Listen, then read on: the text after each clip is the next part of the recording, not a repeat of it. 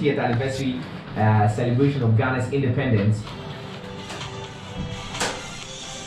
we had, under the auspices of the then Minister of Tourism, the late Jake Otanka Obechebi Lamte, bringing what he called the Joseph Project. I mean, a simulation of what we're having in this year of return, 2019 year of return. Well, there are strides in that regard, but maybe not so much has been achieved with that. How different is the year of return 2019 going to be from the Joseph Project as was started in some time 2007 and so on and so forth? Dr. Kambon is a senior research fellow here at the University of Ghana with the Institute of African Studies, and he joins us in the studio for some further discussion on the year of return, what it means for maybe Pan-Africanists, and he being an academic, what the year of return means. Good morning, sir. I'm grateful that you joined us in the studio this morning. Good morning. I'm glad to be here. Great. So it's the year of return. Maybe initial comment of your own appraisal of this particular initiative and campaign. What would be your own appraisal of the entire thing, giving a recourse to the fact that in 2007 we had the Joseph Project, which did not yield much? Is this a reason to celebrate? Is this a cause, for jubilation? Yeah, first off, I would like to start off just lauding the people for even trying to reach out to Africans elsewhere in the diaspora, as we would say, the global African world. But I want to first set a little bit of the record straight, because people are talking about 400 years, the year of return. They're tracing it from 1619. But this is incorrect for multiple reasons, and I'd like to go a little bit into the research that shows why. So you have Portuguese explorer Dines Dias. This is in 1445. Again, this is before 1619, of course, who came to Cape Verde and enslaved 4 African people there at that time. So this is in the 1400s. You can also look in the early 1500s. We had King Afonso I of Congo, who as a matter of fact, by 1514, he was writing a letter to the Portuguese king asking them to stop enslaving so many of the black people there. And by the 1520s, you really had a peak of the enslavement of black people there. So this is in the early 1500s, and you have documentary evidence in the form of letters talking about how many Africans were being enslaved there, taken to modern day places like Brazil, so forth and so on. In 1526, you had the rebellion San Miguel de Guadalupe, and this was a revolution of African people in what's now Florida. At that time it was called Spanish Florida. So again, you have an instance of all of these African people who had an uprising to the point that they forced the Spanish to abandon their settlement. So again, this is in the 1520s. So if we start at 1619, we're erasing the memory of over 500,000 enslaved African people who are not just sitting there, but were fighting for their liberation. In 1570, in what's now Mexico, right? And that was New Spain at the time, quote unquote, according to the Spanish. The Mexican people may have had something to say about it. Right. But in 1570, you had Gaspar Yanga, and I should say Nana Gaspar Yanga, because all these are our esteemed ancestors who fought, and they were victorious in this rebellion. And they were able to establish their own, what is now called Palenque, which are these maroon settlements, their own free republics there in the West. And unfortunately, places like the U.S. are still not free, because according to the 13th Amendment, it says that slavery shall exist as long as we can say you committed a crime. Right. That means you'll be working for free. You have other cases like the Bayana Wars. So this is 1448 going into 1558. And then the second one, 1579 up to 1582. Again, so all of this is before 1619. You have a case of San Basilio de Palenque, and this is in what's now modern day Colombia. And you had Nana Bencos Bioho, who was able to establish that Palenque, again, this maroon settlement where African people freed themselves from those plantations and established their own free states there based on African constitutions. They had their own council of elders and everything there, and that still exists to this day. There's a recent documentary called For Humanity that goes into those descendants of those African people, and this is 1605. Now they signed a treaty. However, the governor of Cartagena decided to renege on that treaty. He then captured Nana Bencos Bioho. He had him jailed for 2 years, and then he hung him illegally and then quartered him. This means they ripped his body into 4 parts. So this is all going on before 1619. You have 1605. You had Palmares, the Quilombo of Palmares, and this is in modern day Brazil. So again, 1605, you have African people who are not just getting there, but they've already established their free republics there in Brazil. So when we start at 1619, we really do a disservice. So for me, myself as a senior research fellow, I should be doing research. So if I just let 1619 stand without going into it, I think we are forgetting, we're erasing the memory of over 500,000 black people, African people who were enslaved. You understand? Right. So that's one. And then even before that, you have in the 800s, this is in the Eastern diaspora, the Arabs were enslaving black people long before the Portuguese ever got there. And you have near the city of Basra in Iraq, you have the Zanj Rebellion. And these were, again, African people who fought for their own liberation and were able to conquer and liberate territories right there in modern day Iraq.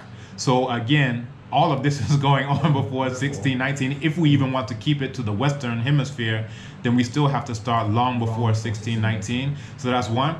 You also mentioned the Joseph Project. Right. Now, when they talk about Joseph, a lot of people are taking this from a biblical perspective, 400 years of bondage, blah, blah, blah, blah, blah. However, a lot of this is also not based on primary source research. So when people talk about Israel, the very first mention of Israel anywhere on the face of the planet is in the Merenptah Stela. And you can actually read it, where it lists Israel as one of the many enemies of black people. It talks about Gezer, it talks about Ashkelon, it says Israel is wasted, bare of seed. But again, this is talking about enemies of black people. You have even this Jewish historian, Josephus Flavius, who mentioned that this whole Exodus story is actually coming from the Hyksos. So the Hyksos were invaders in Kemet, and Kemet was the original name, what they now call ancient Egypt, but the people themselves called it Kemet, which means land of black people, and they call themselves Kemetiu, which means black people. So according to Josephus Flavius, the Hyksos, they came as invaders, and then they were driven out by the black people in our very first war of black liberation, African liberation. And once they were driven out, they went on to found the town of Jerusalem. So this is according to their own Jewish scholars. So it means we have to put this into a different perspective. It wasn't a thing of, oh, they came, they were enslaved, they were in bondage, and then they freed themselves. No, they came as invaders. They came as Hyksos invaders, and we actually have depictions from the tomb of Ramesses Meri Amun, who they call Ramesses III, that actually shows what they look like, and they don't look like any of the black people in this room. They look like the same whites who are still enslaving us to this very day. So again, once we go into the history, the primary source, and again, you can look at things like the obelisk, the Tekken of Hatshepsut, where she talks about she raised up what was destroyed for the first time since the Hyksos, the Amu, were there in Kemet destroying what was made. You have Kamos, I should say Nana Kamos as well, who talks about in his stela about the death and destruction that they brought in when they came into Kemet. You have text after text that talks about them coming in as invaders, as destroyers, and then eventually being repulsed by Yamos. Now, according to their Jewish so-called story, they have no evidence, but you can go to the museum in Luxor and see the body, the mummy of our ancient African ancestor Yamos, who was the one who drove them out of Kemet. So whereas theirs is just, mythology, ours, we actually have the bodies, we have all of the things that our own black African ancestors carved in stone at that time, not later on revising into something that they're going to call a Bible. So this is a danger of a single narrative, as Chimamanda talks about, when all we know is this biblical narrative that our white enemies constructed. Then what our own African ancestors wrote down for us, we lose all of that. Now, maybe even in contemporary times, now you're pointing to, maybe deeper conspiracy to maybe hide the facts and the truth of the issues. Now, there was a congressman in the U.S., John Conyers Jr., who had, from 1989 till he resigned maybe sometime in 2017, was always, putting the bill for maybe reparation and all. It was almost always denied and thrown out until we had HR, 1242 coming through. I mean, is the coming of HR 1242 maybe an indication of the commitment of ancient slave masters of like what you call the United States of America and all, to, as it were, giving back what is due the African continent and its members? So for me, I'm not so optimistic about the United States because anything that they talk about justice, the first justice they would have to do is getting off of the land that is stolen. You understand? There's a quote by United Front that says, we're treated, he's talking about black people, he said, treated like a thief on stolen land, the descendant of stolen woman and stolen man. So they criminalize us as black people. This is all you see in the movies, gangsters this and gangsters that. But meanwhile, they stole us. Meanwhile, they're sitting on stolen land. So if they actually want to make a commitment to doing anything in the way of justice, the very first thing that they have to do is take the building called the Department of Justice, which is sitting on stolen land, and go there themselves back to, you know, Western Eurasia. Now they like to call it Europe and pretend like it's a continent, but when you look at the satellite map, you'll see that Eurasia is just one landmass. And they were very clear on this at the Berlin conference because Russia was there at the Berlin conference. They didn't say anything called Europe and limited to that. The Ottoman Empire was there. The United States was there. They just said all white people against all black people. That's the battle lines as they're drawn. So again, for me, I'm less optimistic because I know the history of the United States. They formed over 500 treaties with the indigenous people of what we now call the United States. And they broke every single last one of them without any exception. So meanwhile, we're sitting here like they're going to honor a military base agreement and they'll stick by it, when every single last treaty that they ever signed with the indigenous people there, they broke every last one. So, and all of those, according to US law, all of those treaties are still in effect to this day. This means that at any day they can decide, okay, you know what, let's honor one of those treaties now. But they've decided not to. So again, once you know that history, it helps you to understand your own situation and how you should, you know, anticipate those types of things. Now, the government of Ghana, I mean, the president, on the back of HR 1242, I mean, instituted the year of return. Are you in any way suggesting that, I mean, it's already founded on fraud grounds? Yes, it's definitely founded on fraud grounds. But again, I started off by saying I appreciate even the effort and the attempt. Now, in the president's office, the president himself doesn't have time to do lots of research per se, because you're always speaking, you're traveling, you're doing presidential things. So this is the role of, you know, research fellows such as myself. So we're paid by the government of Ghana to do research. So all of this, everything that I'm saying, you can go and check it out. Gaspar Yanga's revolt. This is very well known. You understand? They have statues to him there in Mexico where you can actually see him. If you just type in his name, you'll see exactly what he looks like. You can go to Colombia, you'll see a statue of Bencos Biojo, and you'll see the community that he founded. All of these things are still there. But again, for those, I would put it like this. Once you know better, you should do better. And I think it's a good effort to say, let's connect with Africans of the diaspora. But it brings me to the point of when we talk about year of return, we have to go into the question of return and do what? Is it to return and be a tourist for a few weeks and then go back? Maybe in reference to that, Jake Obechebilamte, actually at the African Union meeting at the UNESCO, said that the Joseph project, which was more of a simulation of the year of return, should not be built on the back of tourism. And if it was built on the back of tourism, it was going to fail. Indeed, that was done and it failed. Yeah, and this is one of the things that we saw. So a few months ago, we had a meeting of various Africans of the diaspora at this across from Jubilee House. They have this Accra Tourist Center. The title of the name escapes me, but something like Accra Tourist Center. Yeah. And there we met with Mr. Ababio, who's there. He's a presidential staffer on the diaspora affairs, and several people from immigration, so forth and so on. And those of us of the diaspora were there to talk about citizenship. Meanwhile, they were there to talk about this is how to renew your 60-day visa. This is how to, and it was like, all right, we're talking about how to come and stay. Meanwhile, you're talking about this is how to just come in, you know, we use you like an ATM and then you go back to your place. So this is one of the major issues. When we talk about Africans and reconnecting with Africans, one of the things that they talk about when they say diaspora is that they basically hijack the term diaspora to just mean like Ghanaians who happen to have gone somewhere for a few days. Now you come back, now you're the diaspora. It's like, hold on. That does so much to disenfranchise the millions and millions and millions of the actual diaspora, the descendants of those who are enslaved, such as myself, such as others. And we really should not allow that to go, at least without some type of comment. Now, those who are in power will do what they will do. But I think once we know better, again, we can do better. So once we know that when they're talking about diaspora, they're hijacking that term. And when you hijack the term, this means that you never have to deal with reparations. Because if you talk about reparations of the diaspora, if the diaspora is just Ghanaians on vacation, there's no discussion. Right. If you talk about diaspora and it's just Ghanaians on vacation, then there's no discussion of repatriation. And this is one of the things that comes up. Now you have this I'll say scapegoat, the Liberia scapegoat. So anytime you talk about Africans coming back to stay, then they'll say, oh, well, look at Liberia. That went so poorly. And I say that Liberia situation is no different from Eastern Congo, where you have not a single diasporan involved. You understand? Because it's all about the resources. It's about black on black violence in service of white domination. So when you see the blood diamonds, you understand that De Beers and the diamond cartels were behind funding the rebel groups. You had France, who was through Houphouët-Boigny in Côte d'Ivoire, funding Charles Taylor. So if you don't understand the global geopolitics, you just look at the surface and say, oh, these black people didn't get along with those ones, and then that's where it came. That's not the case, because you can see the same thing in southeastern Nigeria over oil.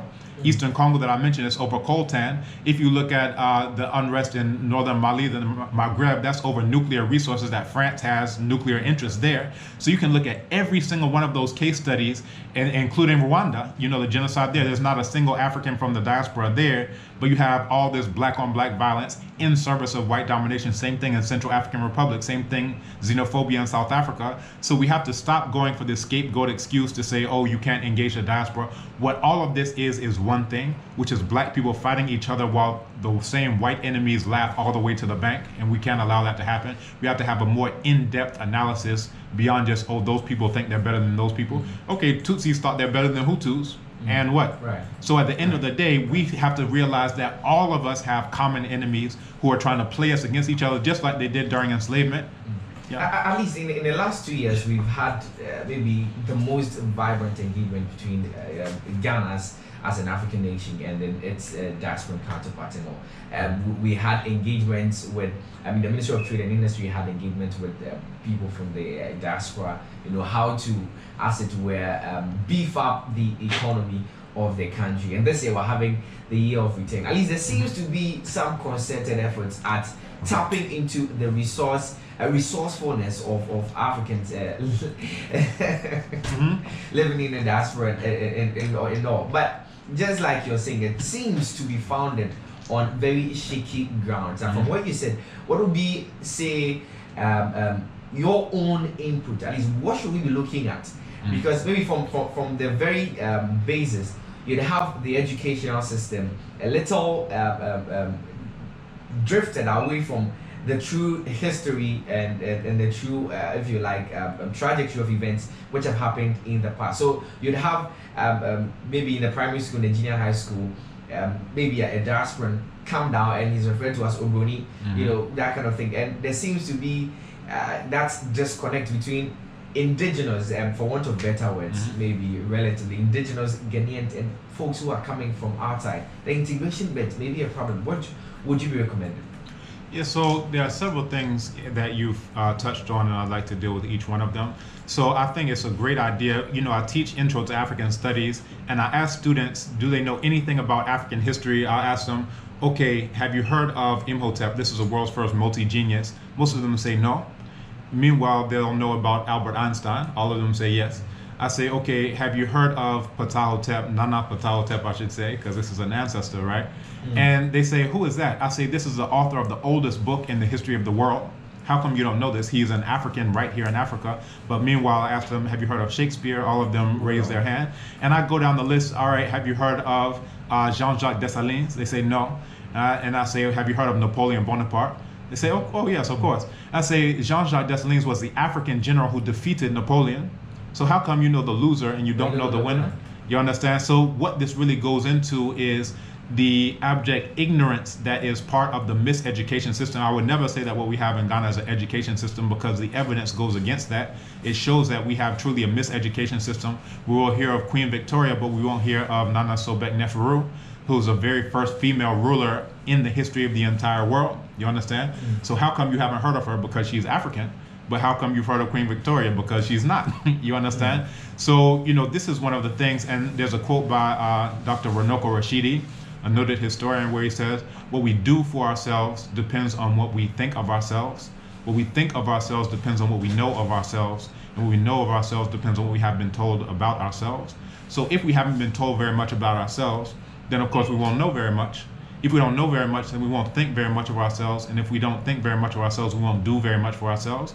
And I think this is really tracing the root of all the things that are just end results. We say, oh, there's corruption, there's this, there's that. I say that's not the cause. That's the end result of a process that makes you hate being black, that makes you hate being African. I had a student at African Studies who said, oh yeah, we're all monkeys. So, you know, wow. This is a student at African Studies who says, yeah, and she's like, ha ha ha, we're and, you know, so when they're throwing bananas at us, you know, on the pitch, so forth and so on, she was like, yeah, that's what they should be doing. Now, the mentality that she has is coming from growing up not knowing anything about who she is as an African person and disparaging herself as being black. Meanwhile, if she got a chance to know a little bit of that history, you know, the oldest mathematical instrument in the history of the world came from Africa, the Limbombo bone. How come she doesn't know this? If she knew she invented mathematics, perhaps she would do a little bit better at mathematics. If she knew that she invented writing, she would probably do a little bit better at writing. But because she doesn't know that, you know, then we see the end result that we see, and it's all the things that we complain about in our society. Also, you know, coming back to what you mentioned with the Joseph Project, that's why I wanted to bring in the Israel piece a little bit earlier, because that whole thing is, you know, invoking this biblical story, which is based on fraud itself as well. And, you know, once we go to the primary sources, this is how we're able to substantiate, yeah, this is based on fraud. I can go and read what my ancestors wrote and find out what the actual truth is from the contemporary primary sources at that time. So, you know, I think that when it comes down to it, there's an engagement with the diaspora, but that engagement is problematic because, one, when they talk about diaspora, they don't mean the actual diaspora most times. When they say diaspora, they mean Ghanaians on vacation. And, you know, we had a meeting at the Ministry of Foreign Affairs about a couple of years ago, and they said, yeah, this is our diaspora engagement policy. And everything in the policy is, this is how to renew your Ghanaian passport. This is how to get in touch with your old boy association. This is how to get in touch with your hometown association. And it's like, you don't have a Ghanaian passport if you're from the actual diaspora. So when they deal with the real diaspora, then it becomes a tourist thing. When they talk about the diaspora in terms of anything substantive, they mean Ghanaians on vacation. Right. And this is problematic. Now, a few years ago, I had my Ghanaian citizenship restored. That's in the words of President Mahama, where he said, I'm not giving you anything. This is your birthright. So, you know, I've taken my birthright up, and this is my Ghanaian passport. I travel with this. I do everything with this. And so we saw this under NDC, but it was only after President Mahama lost the election. So now we're looking at, all right, what is the MPP going to do? And what we see is they're saying year of return, but there's not year of return and stay. It seems to still be, when we deal with the diaspora, this is our ATM machine. You come, you contribute, but then when it comes to reciprocity, what does the diaspora, the real diaspora, actually get out of it? Do we get citizenship? Do we have a place where, you know, when you're in the US, any day you realize that you can be shot down in the street, and then the white police officer will get away with it. He'll say, oh, he had a gun, or I thought he had a gun. You understand? Or he had crack on him. So all of these things, all these justifications, you know, when you're there, you'll walk around in the store and someone will be following you around because they think that you're going to steal something. Meanwhile, the store you're in is on stolen land. You understand? Right. So these are some of the things. But for us, we feel like refugees, we don't have a place of refuge to actually come to because, again, it's just you're the ATM machine, you come and then you go back. I think that would have to, I mean, it's a whole year, and the Black History Month and all, we would have series of engagements on at least our own bit of educating you know, people on what perhaps is the true state, the true fact within this project. We're very grateful that you joined us in the studio this morning. Thank you for having me. Great. So I hope you learned something. Quite a handful of things. Anyways, Dr. Badley Kambon is a senior research fellow with the Institute of African Studies here at the University of Ghana, bringing us exactly 10 minutes after 8 a.m. My name is Manuel Cranting. I beg your pardon, it's 10 minutes after 9 a.m. The show has been campus exclusive here on Universe 105.7 FM. It's been produced by Phoebe Yaira Tibu with assistance from the entire crew here. in the studio till I come in. We same time tomorrow from 6 a.m. through 9 a.m. Do enjoy the rest of our programs and be good. Bye bye. Right. Thanks for coming. Thanks for having me.